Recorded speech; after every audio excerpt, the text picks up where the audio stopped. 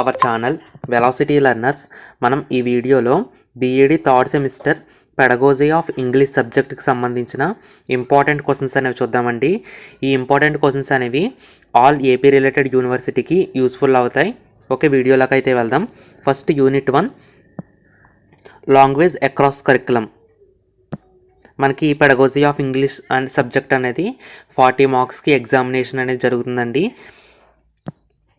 Unit 1లో first question, explain the needs for communication. ఇది షార్ట్కి వెరీ ఇంపార్టెంట్.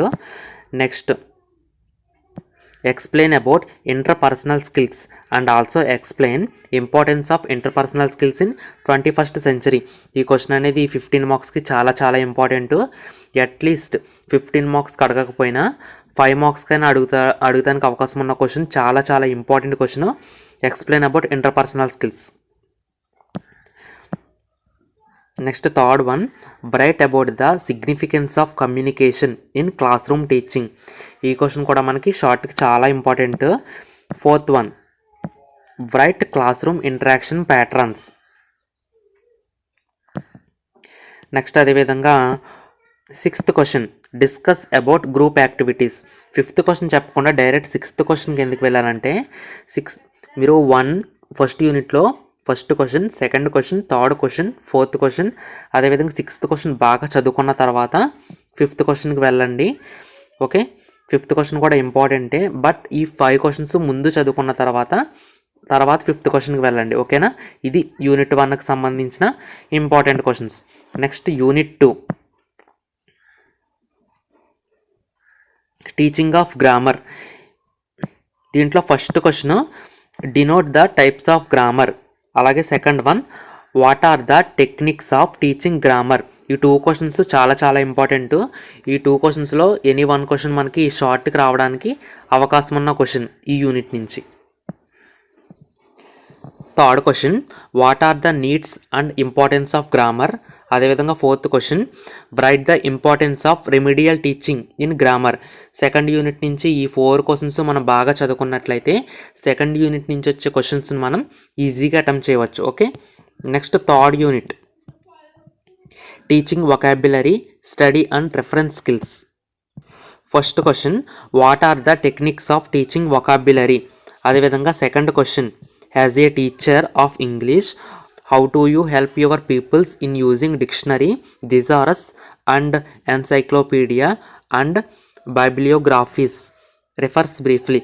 అంటే డిక్షనరీ, థిసారస్ అండ్ ఎన్సైక్లోపీడియా గురించి మెయిన్ ఇంపార్టెంట్. అది చదివిన తర్వాత బైబ్లియోగ్రఫీస్ గురించి కూడా జస్ట్ బ్రీఫ్గా చూసుకోండి. ఈ క్వశ్చన్ మనకు చాలా ఇంపార్టెంట్. దీంట్లో మనకి డిక్షనరీ, ఎన్సైక్లోపీడియా లేదా డిక్షనరీ, థిసారస్ అలా ఎనీ 2 మనకి షార్ట్కి అడగడానికి అవకాశం ఉంది. లేదంటే కనుక ఈ 4 కలిపితే కనుక ఎస్ఐ అడగడానికి అవకాశం ఉన్న question. Next third question, very important question, techniques of teaching study skills. Note making, note taking, mind mapping, brain storming. ఈ క్వశ్చన్ మనకి ఎస్ఐకి చాలా ఇంపార్టెంట్ క్వశ్చన్. ఇది కూడా సేమ్ సెకండ్ క్వశ్చన్ లాగానే ఎనీ 2 సైడ్ హెడ్డింగ్స్ మనల్ని షార్ట్గా అడగడానికి అవకాశం ఉన్న question. Second question, third question కంపల్సరీగా చదవాలి. Fourth question, right vocabulary games. 5th one, importance of teaching vocabulary in class room. మనం థర్డ్ యూనిట్ నుంచి ఈ క్వశ్చన్స్ని బాగా చదువుకున్నట్లయితే థర్డ్ యూనిట్ నుంచి వచ్చే క్వశ్చన్స్ని మనం ఈజీగా అటెంప్ట్ చేయవచ్చును. Okay, next unit 4, introduction to phonetics. First one, language laboratory is useful in teaching English, justify. Second one, write about stress and intonation. ఈ క్వశ్చన్ మనకి ఎస్సీకి చాలా ఇంపార్టెంట్.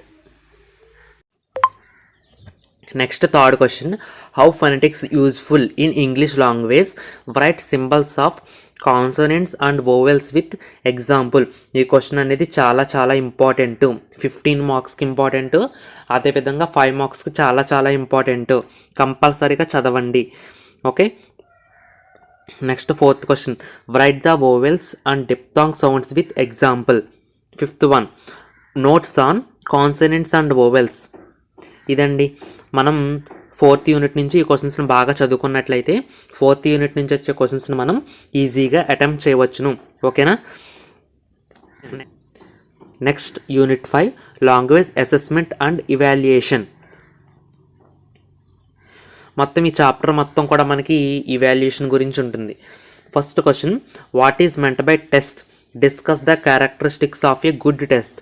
ఈ క్వశ్చన్ మనకి షార్ట్కి ఇంపార్టెంట్. ఓకేనా, ఈ క్వశ్చన్ మనకి లెర్నింగ్ అసెస్మెంట్లో కూడా వస్తుంది. సో అక్కడ ఇక్కడ కామన్గా ప్రిపేర్ అవ్వడానికి ట్రై చేయండి.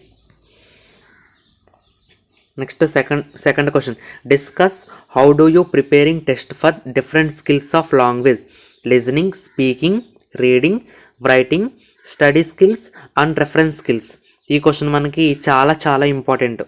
Okay, next third question, how do you prepare scholastic achievement test, explain with example. ఈ క్వశ్చన్ మనకి 15 మార్క్స్కి వెరీ వెరీ ఇంపార్టెంట్ అండి. 100% మనకి రావడానికి అవకాశం ఉన్న క్వశ్చన్.